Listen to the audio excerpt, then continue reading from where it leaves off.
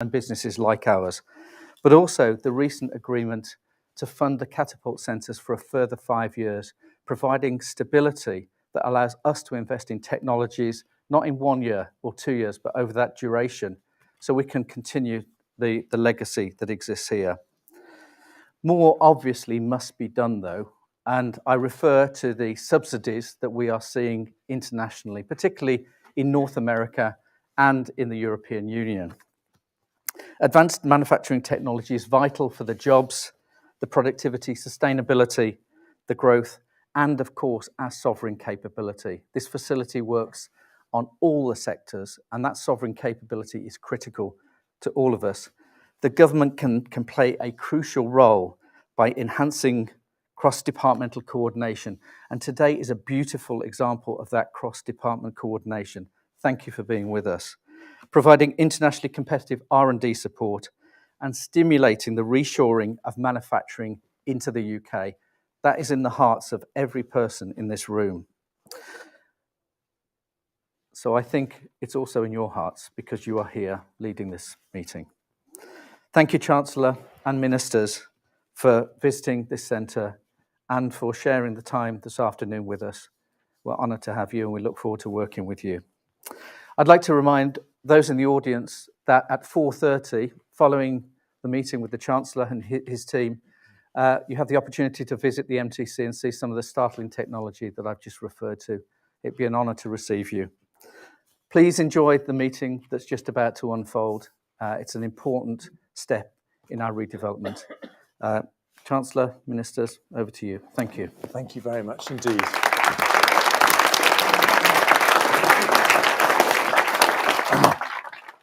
Graham, thank you very much indeed. It's a real pleasure and actually a lot of fun to be here. I stopped at the entrance next to a JCB truck that had been converted to fit panes of glass, and then I saw through the corner of my eye a robot dog, and I am a big dog lover, and I was trying to figure out, there are lots of ways I can think of a robot dog being easier to own than the real thing, but perhaps not quite as cuddly. But it is very clear the extraordinary amount of innovation that's happening at MTC. This is absolutely the right place for us to be. And we've been through a very bumpy time in the global economy in the last few years. And one of the questions that all of us as ministers are asked the most frequently is, if we're going to fund our NHS in the years ahead, if we're going to keep taxes down, how are we going to pay for it all?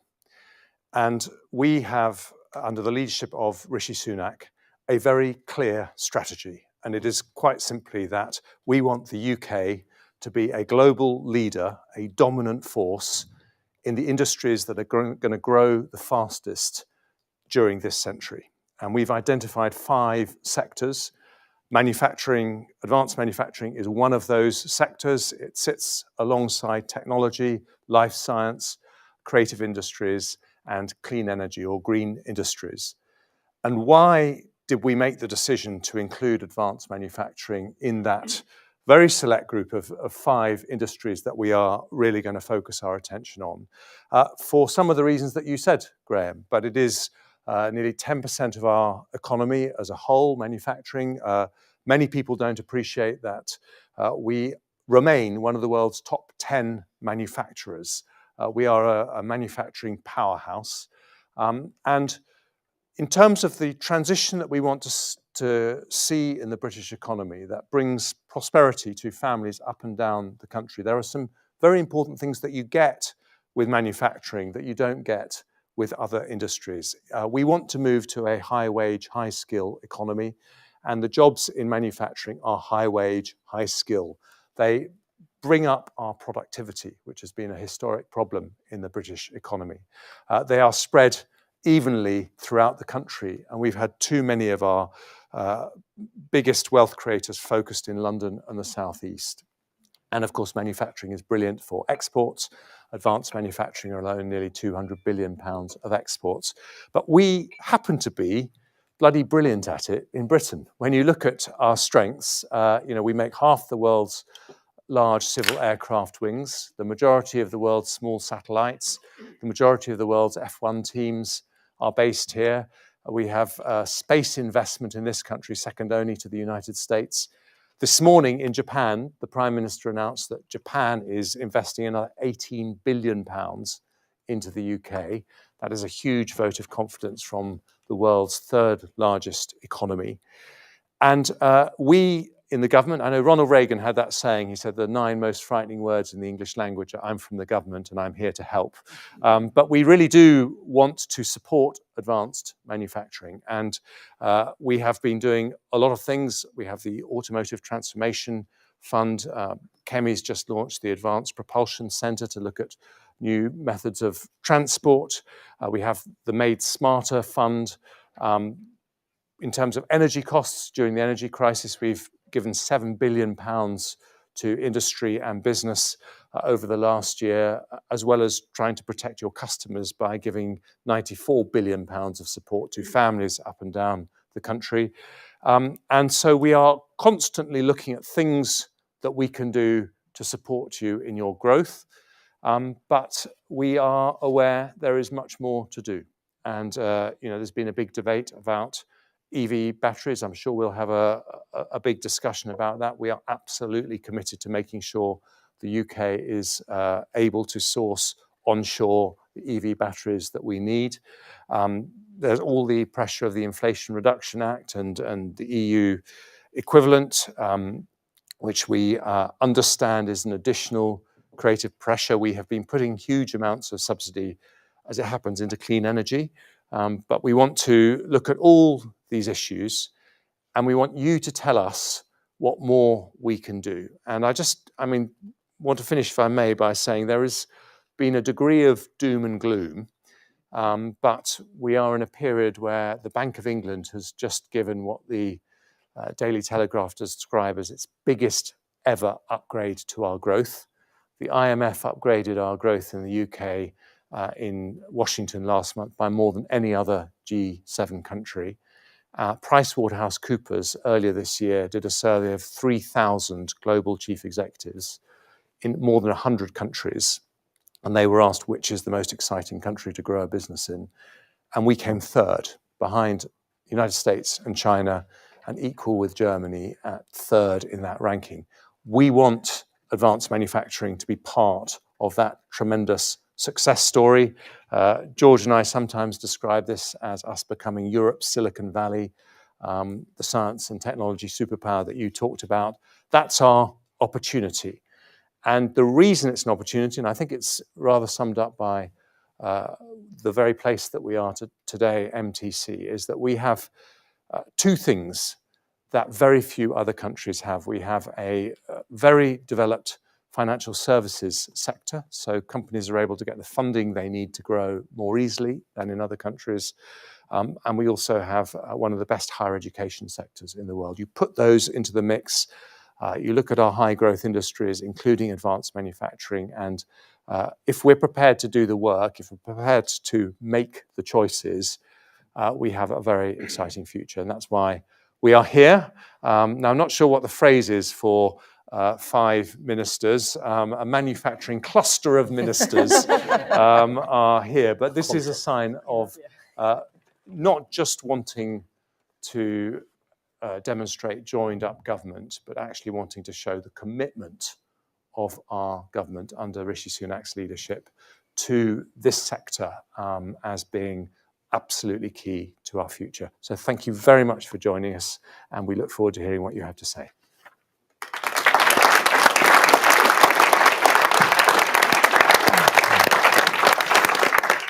So we're going to have some questions, but first I'm just going to turn myself into interviewer, which is rather nice. We don't normally get to do that as politicians. I'm just going to ask my colleagues each a question to kick us off, and then we'll throw it open to the audience. I'll start with you, Kemi, if I may. What excites you most about manufacturing, advanced manufacturing? You're relatively new to the brief, but you've been in the trade side a lot, and you've seen the export side. So I'm just fascinated by what you find the most interesting.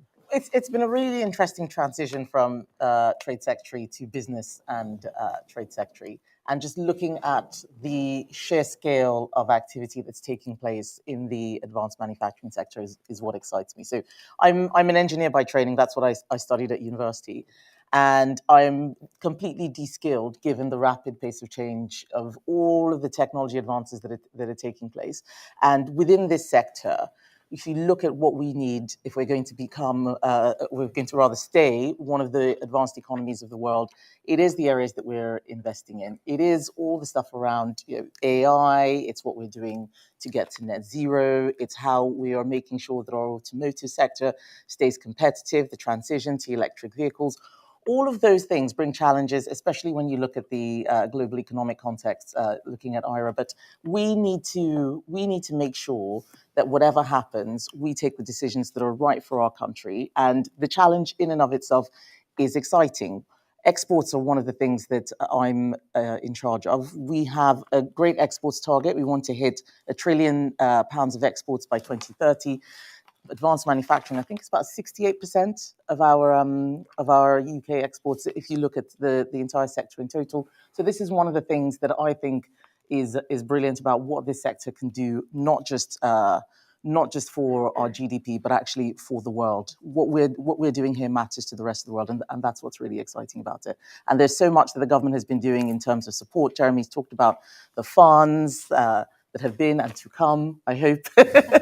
the funding to come, I hope, as well, just so that people in the sector who want to see a roadmap of where we're going to will understand that we are serious about this. We mean business, and we are here to make sure that your sector continues to thrive in the modern age.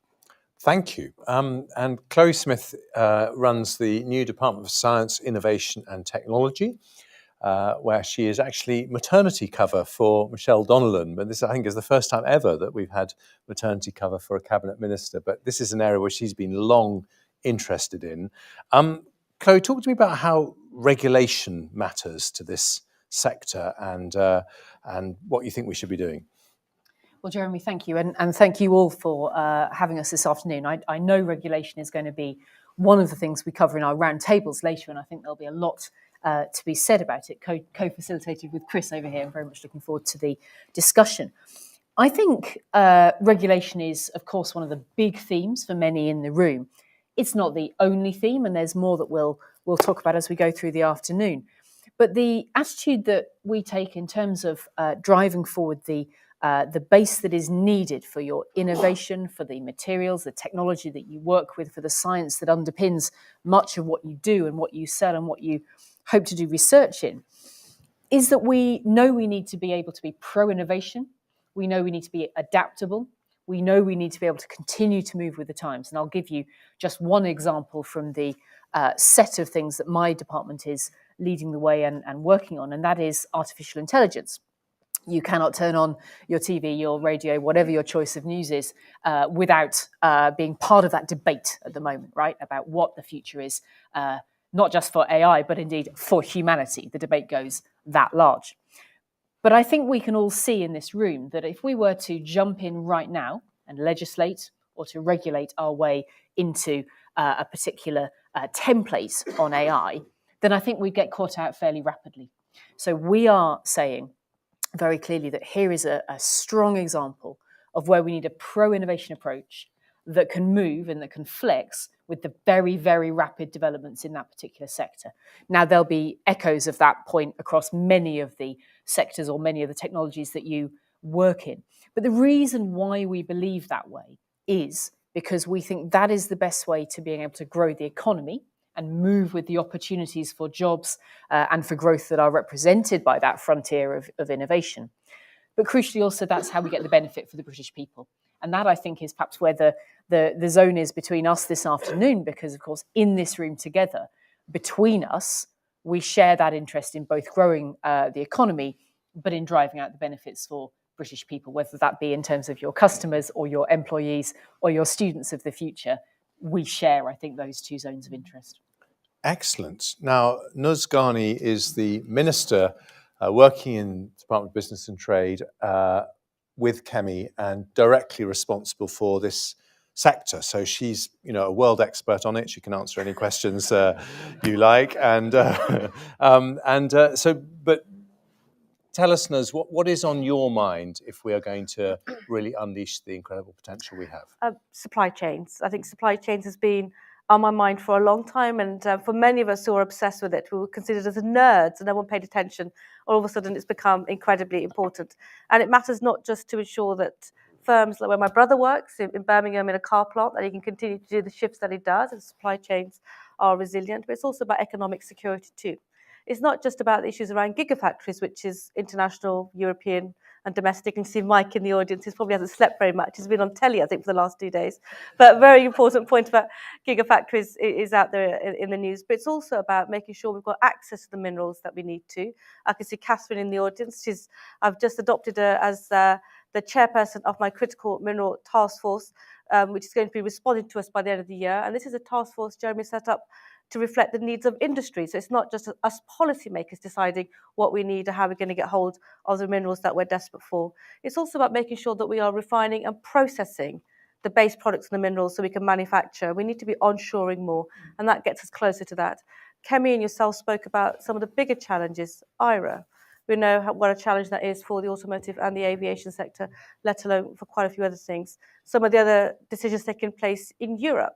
And we need to be able to be close to Europe and also be close to the USA to ensure that we're a part of all of those programs of work. And fundamentally, we're talking about economic security. It's ensuring that we're working with like-minded partners. So resilience in our supply chain. So we're moving away from one particular nation, I would say China, because access to minerals, processing, refining. So we need to make sure that we are far more resilient here. I'm hoping, because we've had so much coverage recently, that we'll get a huge amount of movement and traction. But as I mentioned, my brother works in a car plant not that far away from here. And Kemi's talked about how we need to be innovative to make sure we're ahead of the game. And both of those things can be dealt, hopefully, in one go. And I'm looking forward to us putting together a really magnificent plan, hopefully, by summer, to show exactly where we think the sector can be, how it can thrive. And I can see we've got the Made Tomato champion in the audience too. Digitalisation is going to be key. We're going to have to be far more productive and share some of that expertise with like-minded people around the world to show not only what we can do, but how we can do it better, cleaner, greener and faster.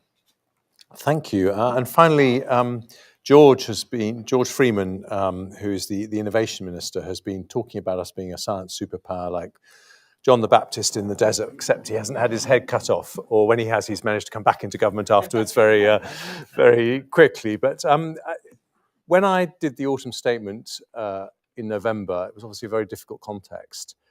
And I agonized about whether to use this phrase that we want to be the world's next Silicon Valley, because I thought it might be ridiculed when there was so much bad news around. And actually, it wasn't at all. Why is it, George, you think that people think that this isn't just a vision? There is, if we do what it takes, and we're not there yet, but there is some credibility in that vision. Well, thank you. And I think the answer is that people know that off the back of what's happened in Silicon Valley, the Americans have built huge technological advancement and domination in key sectors, from space to computing, across the modern economy. And it starts with ideas, but they're then very good at turning those ideas into companies, funding them, scaling them, and growing the R&D economy.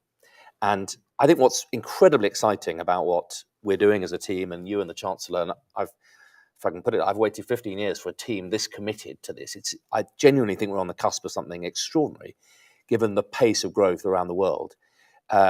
Is that if you look at the pace of growth in computing, in AI, in quantum, in fusion, in agri-tech, in space, we are home to so many of the really hot clusters of innovation. Our challenge is, can we turn them into the companies that will grow and scale here? And I think the work you're doing to unlock the City of London and to make sure that it both can and is helped to turn and back and start supporting the S&T companies coming out of the UK. I mean, if you were sitting in the global race saying, well, to really compete, you need world-class universities. Well, we've got 2 of the world's top 3, 4 of the world's top 10. You need a great enterprise culture. We have an amazing enterprise culture. You need entrepreneurs that are really serious about growing big companies. Well, we've now got more unicorns than any other country in the world apart from the US. You need a City of London. You need a global financial centre. If only we had one of those on our doorsteps. We have, and you're enabling it to invest. So I think this is genuinely the most exciting time for the UK economy for many decades. I think the manufacturing bit is really key, and a lot of people in this country think our manufacturing. You hear people say it, don't they? What happened to our manufacturing industry? And you said it. We're number 9th in the world. We're number 4 in the ranking of global innovation economies. And I think there's something in this room and in this cluster really important. One, you are pioneering clean, modern, advanced manufacturing, and the Catapult Centre is helping UK manufacturing. It's a huge sector today, and you're on the cutting edge. You're not a yesterday sector keeping up. You're a cutting edge sector. Secondly, in the really hot growth sectors, so life science, in space, in agri-tech, in quantum, in fusion, it's the manufacturing that will turn us from idea, from R into D.